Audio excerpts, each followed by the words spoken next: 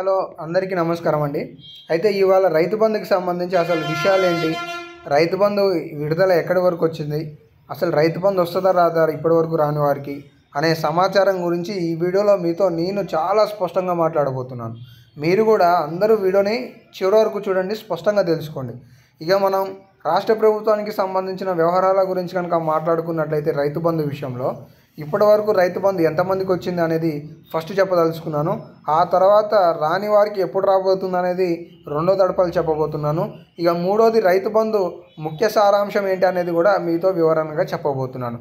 So టాపిక్లోకి వెళ్ళిపోయే ముందు నాదొక రిక్వెస్ట్ ఏంటి అంటే అందరూ కూడా ఈ వీడియోని ఇప్పుడే ఒక లైక్ చేయండి.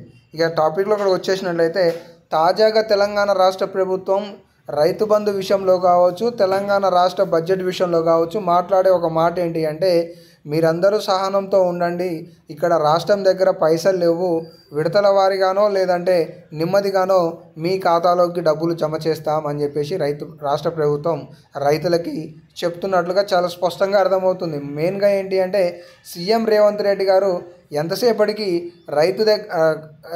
ప్రభుత్వం దగ్గర డబ్బులు లేవని చెప్పేసి చెప్తున్నారనమాట.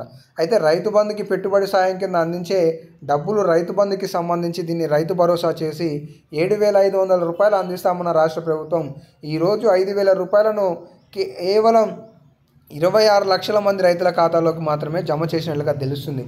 అయితే ఇక్కడ ముఖ్యంగా ఏంటి అంటే కేవలం ఇప్పటి వరకు రైతులకి రాష్ట్ర ప్రభుత్వం రైతు బంధు కింద విడుదల చేసిన నిధులు ఎంత అంటే 3,000 కోట్ల రూపాయలు మాత్రమే అనేది చాలా స్పష్టంగా అర్థమవుతుంది.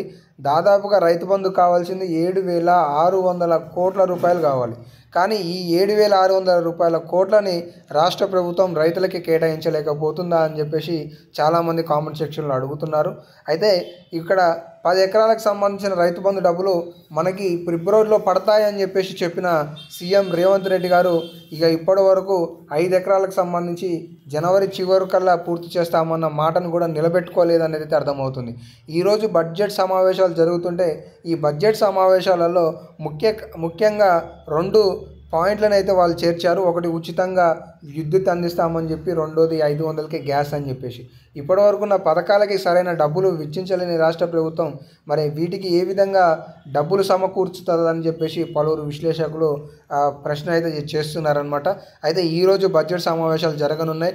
మరి ఈ బడ్జెట్ సమావేశంలో మిత్రపక్ష నాయకులు రాష్ట్ర ప్రభుత్వాన్ని ఏ విధంగా పాలనపై దృష్టి పెట్టే విధంగా చేస్తారనేది అయితే చూస్తూ ఉండాలి. తాజాగా మన రాష్ట్ర ప్రభుత్వం కనుక చూసుకున్నట్లయితే 3 నుండి 4 కేటగిరీలకు సంబంధించిన రైతుల ఖాతాలలో డబ్బులు జమ చేసింది ఈ మార్చి కల్లా.